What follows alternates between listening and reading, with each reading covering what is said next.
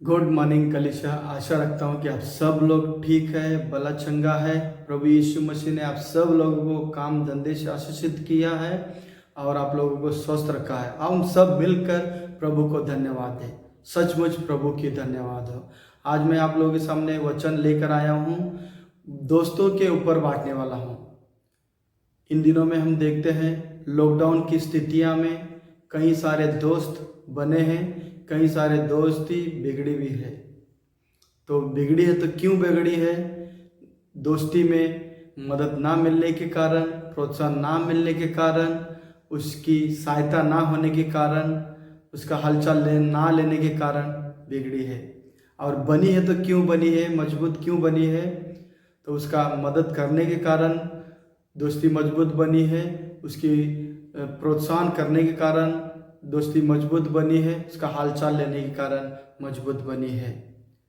एक दोस्त का कर्तव्य बनता है उस दोस्त का हालचाल ले और उस दोस्त का मदद करे, हो सके तो उसे कुछ मदद करे और प्रोत्साहन करे। एक दोस्त का कर्तव्य बनता है। आओ हम इस समय में वचन के द्वारा हम एक दोस्त की कहानी को देखेंगे। दो दोस्त किस रीति से एक दूसरे के लिए वो लोगों ने अपना प्राण तक देने के लिए, त्याग करने के लिए रेडी हो गए। किस रीति से एक दूसरे का दोस्त का लोग मदद करे और हम इस वचन के द्वारा देखेंगे। इन दो दोस्तों का नाम है, एक का नाम है दाऊद, दूसरे का नाम है योनातन। किस रीति से इन दोनों के मध्य में दोस्ती बनी और किस रीति से एक दूसरे के लिए अपना प्राण देने तक के लोग रेडी हो गए। 1 शमूएल 18 का 1 से 4 तक पढ़ेंगे। जब वो शाऊल से बातें कर चुका तब योनातन का मन दाऊद पर ऐसा लग गया कि योनातन उसे अपने प्राण के समान प्यार करने लगा और उस दिन शाऊल ने उसे अपने पास रखा और पिता के घर लौटने ना दिया। तब योनातन ने दाऊद से वाचा बांधी क्योंकि वह उसको अपने प्राण के समान प्यार करता था। योनातन ने अपना भाग जो वह स्वयं पहने था उतार कर अपने वस्त्र समेत दाऊद को दे दिया, वरन अपनी तलवार और धनुष और कटिबंध भी उसको दे दिया। आमीन। तो थोड़ा सा मैं इस कहानी के थोड़ा पीछे लेकर जाऊंगा, बताऊंगा और किस रीति से योनातन उसको पसंद करने लगा। तो कहानी में आप लोगों को सामने बताऊंगा। दाऊद जो है एक चरवाहा है और उसके भाई लोग जो है वो सेना में भर्ती हुए रहते हैं और वहाँ पर फलस्ती और इस्राएली के बीच में, वहाँ पर उनके बीच में जो लड़ाइयाँ होने वाली होती है, वहाँ पर कई दिनों से वहाँ पर लड़ाइयाँ हो रही है। और उनका जो पिता है यिशै जो है दाऊद को भेजते हैं वहाँ पर अपना भाई लोगों का कुशल मंगल लेकर आना करके। तो दाऊद वहाँ पर आता है और उनके लिए कुछ खाने पीने के लिए लेकर भी आता है और लाकर वो रख कर वो लड़ाई की जगह तक वहाँ पर जाता है और जाकर वहाँ पर खड़े होकर देखता है एक तरफ पहाड़ में फलिस्ती लोग है और एक तरफ पहाड़ की तरफ इस्राएली लोग हैं। तो वो देखता है और उनसे वहाँ पर गोलायत नाम का जो एक शूरवीर योद्धा जो व्यक्ति है वो उतर कर, एक पहाड़ से उतर कर फलस्तीन लोगों की तरफ से उतर कर आता है। आकर वो इस्राएली लोगों से ललकारने लगता है। तो आपके पास दम है तो एक व्यक्ति आए, मेरे से लड़े, मुझे जो हराएगा हम लोग फलस्तीन लोग आपका गुलाम बनेंगे और हम आपको हराएंगे तो आप हमारी गुलाम बनेंगे। इस रीति से वो आता, ललकारता और चला जाता। तो उसी घड़ी वहाँ पर दाऊद सुन रहा है, सुनकर वहाँ पर वो लोगों के सामने बताया ये कौन है खतना रहित फलिस्ती इस्राएली लोगों जो परमेश्वर के लोगों को सामने आकर बगावत करता है, कौन है? कई 4 लोग सुन लेते हैं। वो लोगों के मन में भी अरे बाबा ये कौन है, तू कौन है? तो उनके मन में भी एक सवाल होता है। वहाँ पर उसका भाई भी सुन लेता है और भाग कर आते हैं, ये मेरा भाई है, ये भेड़ बकरी चराता है, यहाँ पर आया है, उसे जाने दो, उसे भेज दो। तो वहाँ से वो धुतकारता है, थोड़ा सा जाने के लिए कहता है। वो आगे जैसा ही 4 कदम आगे जाता है, फिर से और एक बार सुनता है कि गोलायत आता है और लोगों से कहता है कि जिसके पास भी दम है आए और हम मुझसे लड़े, जो जीतेगा तो हम आपका गुलाम बनेंगे, नहीं तो आप हमारा गुलाम बनेंगे। वहाँ पर भी फिर से वही डायलॉग को मारता है दाऊद। ये कौन है? फलिस्ती परमेश्वर के लोगों के सामने आकर वो ललकारता है। तो और 4 लोग सुन लेते हैं, 4 लोग सुन लेते हैं और बाद में 4 लोगों को दाऊद वापस पूछता है, इस व्यक्ति को मारेगा तो क्या मिलेगा? तो कई लोग बोलते हैं उस गोलायत को मारेंगे तो आपको आधा राजपाट मिलेगा और शाऊल राजा का बेटी उसको ब्याह दिया जाएगा। तो वो सुनता है और वहाँ पर भी लोग जो है सुने होते और शाऊल के कानों कानों तक लग गया, ये जो बातें कर रहा है शाऊल के कानों कानों लग गया। तो उसको लेकर शाऊल की तरफ लेकर जाते हैं। हो सकता है दाऊद ने कहा होगा मुझे राजा की तरफ लेकर चलो। तो जैसे ही वहाँ पर जाता है और शाऊल जो है उसको देखता है, नौजवान लड़का होता है दाऊद, उससे पूछता है कि तू तो नौजवान छोटा सा लड़का है, तू उससे नहीं लड़ सकता, तू उससे नहीं लड़ सकता क्योंकि वो बचपन से ही वो योद्धा है, सूरवीर है, मतलब कई लोगों को उसने हरा दिया है। तो वो बचपन से ही वो योद्धा है, तो उससे लड़ नहीं सकता। तो उस घड़ी जो है उसने उसी समय दाऊद ने शाऊल राजा से कहा, छोटी मुंह बड़ी बात, राजा जी मैंने भी ना भेड़ बकरी में चराता हूँ, मैं भी भेड़ बकरी चराता हूँ और वहाँ पर कई बार सिंह आए, कई बार भालू आए, मेरे भेड़ बकरी को उठाकर लेकर भागे, मैं उनके पीछे दौड़ता, उन्हें उनके मुंह से अपने भेड़ बकरी को छुड़ाता और उन्हें वो मुझ पर हमला करेगा तो उन्हें मैं चीर कर भी फेंक दिया हूँ।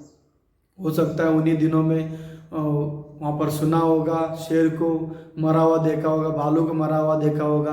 तो कहीं ना कहीं से शाऊल को अंदर से एक आशा आती है, तो उसे कहता कि तू ऐसा नहीं लड़ सकता, उसके लिए तुझे अस्त्र शस्त्र बांधना पड़ेगा। तो वैसे ही उसे अस्त्र शस्त्र बांधा जाता है और वो 4 कदम चल कर जाता है, उसे सही रीति से उसे चलने के लिए नहीं होता है। तो उस समय वो सब उतार कर फेंकता है, जिस रीति से वो भेड़ बकरी को चराने के लिए जाता है उसी स्टाइल में वो जाता है और उस नाले में एक 5 पत्थर, चिकने पत्थर को उठा लेता है और अपना गोपन को लेता है और आगे से बोलता है कि गोलायत को आ जाओ। इसे गोलायत में देखा मेरे लिए एक छोटा सा बच्चा को भेजा, मैं क्या कुत्ता हूँ वगैरह वगैरह, वो भी क्रोधित होकर आगे आता है और जैसे ही उनके दोनों के बीच में लड़ाई स्टार्ट होने वाले होते, जैसे ही वहां से वो चिल्लाते हुए आता है,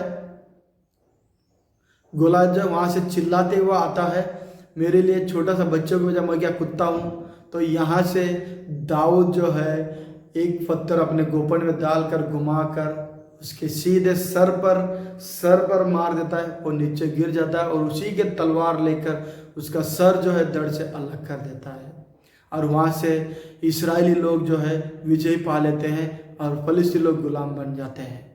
वो लोग डर कर भागने लग जाते हैं, तो उन्हें पकड़ कर मारा जाता है। तो इस सारे स्टोरी को, इस सारे पिक्चर को जो है योनाथन ने देखा, उसके कारण उस पर उसका इतना दिल आ गया, उसके अंदर की दम को देखा, उसके अंदर की हिम्मत को देखा और उससे प्रेम करने लग गया, दाऊद से योनाथन। उसके बाद में वहाँ पर लेकर आते हैं, उसको राजघराने में रखते हैं और जो योनाथन जो है अपना वस्त्र, अपना तलवार, अपना धनुष, सब कुछ उसको दे देता है और उससे इतना प्रेम करने लगता है, इतना घुल मिल जाता है, इतना दोस्ती उनका एक मजबूत हो जाता है। और कई दिन के बाद में जैसा कि शाऊल जो राजा है दाऊद को उनका पूरा सेना के ऊपर एक सेनापति बना देता है और सेनापति बनने के बाद में जहाँ कहीं भी शाऊल बोल कर भेजता है यहाँ पर तुझे लड़ाई के लिए जाना है, यहाँ पर तुझे लड़ाई के लिए जाना है, तो वहाँ पर जाता, पूरी रीति से ज्ञान से वहाँ पर लड़ाई को लड़ता और जीत हासिल कर आता। कई जगह पर भी जाता, वो जीत हासिल करके आता। तो कहीं ना कहीं से जो शाऊल के मन में जो है थोड़ा सा उसके विरोध में था, इसलिए था कि जब वो लड़ाई कर कर जीत कर आता, वहाँ के जो स्त्री लोग जो है वो सुनकर उसके गाना गाते हैं। वहाँ पर दाऊद ने लाखों को मारा, शाऊल ने हजारों को मारा। ये उसके अंदर एक कांटों की तरह चुभने लगा। शाऊल को मन में एक कांटों की तरह चुभने लगा। कहीं ना कहीं इस तरह से वो सोचने लगा कि मेरा राजगद्दी जो खतरे में है, सोचने लगा। तो वो भी एक षड्यंत्र रचाता है और मंत्रियों को बुलाता है और उसके पुत्र योनातान को बुलाता है। उनके सामने बताने लगता है कि दाऊद को हम खत्म कर देंगे। जैसे ही षड्यंत्र सब मिलकर षड्यंत्र रचाते हैं और उसके बाद में उसको मारने वाले होते हैं, योनातान जाकर दाऊद के सामने बताते हैं, मेरे पिता ने ऐसे ऐसे षड्यंत्र रचा रहा है, तो तेरे जीवन के लिए हानि है, तो यहाँ से निकल जा। जैसे ही वो निकल जाता है, वहाँ पर छुप जाता है और उसके बाद में जो योनातान जो है अपने पिता से विनती करता है। पिता से कहता है कि पिताजी, दाऊद ने क्या किया, आप उसको मारने पे तुले हो। उसने तो तेरे राज गद्दी को बचाया है, उस फलिस्ती को मारकर उसने तेरे राज गद्दी को बचाया है।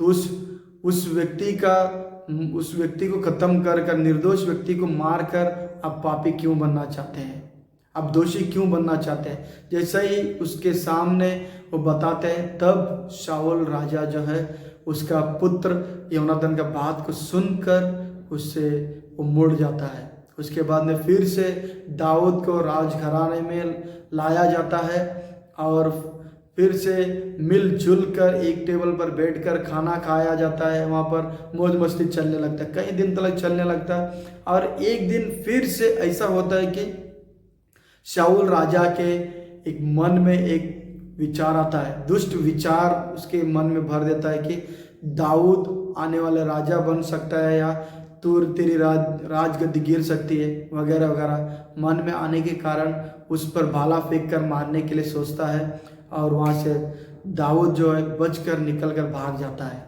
जैसे ही भाग जाता है और वो सीधा शमूएल भविष्यवक्ता की तरफ चला जाता है। शमूएल भविष्यवक्ता के वहाँ चला जाता है, वहाँ पर रहने लग जाते हैं। वहाँ पर समझो उनके पहाड़ी, एक रामा देश होता है, रामा एक पहाड़ी होता है, वहाँ पर कई सारे नबी लोग होते हैं, वहाँ पर शमूएल भी होता है। वहाँ पर जाकर दाऊद छुप जाता है और पूरा स्टोरी बता देते हैं। पूरा स्टोरी दाऊद शमूएल के सामने बताता है और उससे शाऊल को खबर लगता है कि दाऊद ऐसे जगह पर छुपा है। तो वो अपने टीम के लोगों को भेजता है वहाँ पर। वे लोग उसे मारने के लिए, उसकी हानि करने के लिए आने वाले होते हैं। रास्ते में भी वो लोग भी प्रभु की महिमा करते वहाँ पर आकर रुक जाते हैं। तो फिर दूसरी टीम को भेजता है, वे लोग भी आकर प्रभु की महिमा करते रुक जाते हैं। शाऊल भी आता है, शाऊल भी प्रभु की महिमा करते वहाँ रुक जाता है। जैसे ही दाऊद शाऊल को देखकर भाग जाता है, वहाँ से भागकर सीधा कहाँ जाता है, अपना दोस्त योनातान के पास चला जाता है। योनातान के पास जाकर रोते हुए अपना हाल सुनाता है, तेरा पिता फिर से मुझे मारना चाहता है। जैसे ही योनातान सुनता है और योनातान दाऊद से कहता है कि ऐसा नहीं हो सकता, जो भी कुछ बड़ा हो या छोटा बात हो, जो भी कुछ करता है तो मेरा पिताजी मुझे बिना बताए नहीं करता है। तो उस समय में दाऊद कसम खाता है, सचमुच मैं शपथ खाकर बोलता हूँ कि आपका पिता मुझे मारना चाहता है। तो तब योनातान बोलता है कि तेरा हानि नहीं होगा, तो ऐसे जगह में चुप कर बैठना, मैं कल तक खबर ले लूँगा, आपको 3 दिन का टाइम मुझे दे दे, मैं 3 दिन के अंदर आपको बता दूँगा। तो जैसा ही देखते हैं उस स्टोरी को, उसका खबर निकालने के लिए योनातान सोचकर राजघर सोच लेता है, मेरा पिता जो है छोटा भी हो बड़ा भी बात हो या जो भी काम हो, मुझे बिना बताए वो नहीं करता है। आप जो बता रहे हो सकता सही नहीं है। तो उस समय में दाऊद जो है कसम खा कर बोलता है कि सचमुच तेरा पिता मुझे मारने पर तुला है। उस समय योनातान उसे समझाते हैं, उस समय उसे कहते हैं कि मुझे कुछ समय मोहलत दे दे, मैं पूरा अंदर की स्टोरी को निकालूंगा और आप तक मैं लेकर आऊँगा। कहीं ना कहीं से दाऊद को भी अंदर से शंका था कि ये भी उसके अंदर गुल मिला है, और कहीं ना कहीं से योनातान को लगता था कि ये दाऊद झूठ बोल रहा है। तो वहाँ पर उसे समझाते हैं और वो कुछ दिन का मोहलत लेता है और उसके बाद में वो घर पे चला जाता है और इसे कहता है कि तू 3 दिन तक तो कहीं जगह पर छुप जाना। तो वो राजमहल में योनातान जाता है और जैसे ही उसका पिता जो है खाने पे ले बैठते हैं टेबल पे, एक तरफ उसके साथ में और एक जो अबीनेजेर है और योनातान है टेबल पे, और एक टेबल खाली है, वो है दाऊद का। तो एक दिन देखते हैं कुछ कारण होगा, नहीं आया होगा, शाऊल सोचते हैं। दूसरा दिन भी नहीं आया तो सोचते हैं क्या हो गया, क्यों नहीं आया। तो योनातान से जब पूछता है शाऊल, तब वो बताते हैं कि उनके गांव में बेतलेहम में कुछ तो कार्य है, इसके लिए उसने मेरे पास छुट्टी मांगी 3 दिन की, इसलिए मैंने उस रिक्वेस्ट करने के कारण से मैंने उसे छुट्टी दे दिया हूँ। वो वहाँ पर गया। उसी घड़ी फिर से शाऊल को क्रोध आता है और उसके पुत्र से योनातान से कहने लग जाता है कि जब तक दाऊद जिंदा है तेरा राज्य और राजगद्दी भी खतरे में है। वैसे ही बताता है और उस पर क्रोध करने लग जाता है योनातान पर शाऊल। और उस घड़ी योनातान जो है उसके पिता शाऊल से बातचीत करता है, उसे क्यों मारना चाहते हैं। तो उसके बाद में उसे क्रोध आता है और वो भाला उठाता है और योनातान पे भी मारने के लिए भाला उठाकर मारता है। तो वहाँ से वो गुस्सा होकर योनातान वहाँ से निकल कर बाहर चला जाता है, खाने के टेबल से उठकर चला जाता है, सीधा जाकर दाऊद के सामने बताते हैं, सचमुच मेरा पिता तुझे मारने पर तुला है और तू यहाँ से कल्टी मार ले, तू यहाँ से निकल जा। और जाते समय उसने उससे एक वादा भी किया कि तू जब तेरे सामने जितने भी बैरी है, जितने भी तेरे विरोधी है, वो खत्म होने के बाद में तू मेरे खानदान पर दया दृष्टि करना, मैं आपके खानदान पर दया दृष्टि करूंगा, आप मेरे खानदान पर दया दृष्टि करना। एक दूसरे से लोग वाचा बांधते हैं। कई दिन के बाद में शाऊल का मृत्यु होता है और योनातान भी का मृत्यु होता है और उसके बाद में दाऊद राजा बनता है और वो उसका दोस्त योनातान का खानदान को ढूंढने लग जाता है और उसका खानदान जो है मिल जाता है, उससे आदर सम्मान देता है और उसे फिर से योनातान को याद करता है। तो मैं इस कहानी को यहाँ तक रोकूंगा। आप लोगों को ये बताना चाहता हूँ कि दोस्ती किस रीति से निभाई जाती है, इस कहानी के द्वारा, स्टोरी के द्वारा हमें सीखने के लिए मिलता है।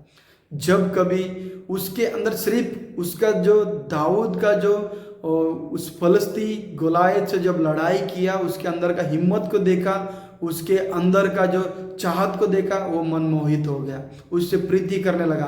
तो उससे दोस्ती कर बैठा और उससे इतना प्रेम करने लगा, अपने प्राण के समान उससे प्रेम करने लगा। तो इस कहानी के द्वारा मैं बताना चाहता हूँ कि जब कभी हम दोस्त बनाते हैं तो हमें पूरी रीति से दोस्ती को निभाना है। इस कहानी से हमें सीखने के लिए मिलता है।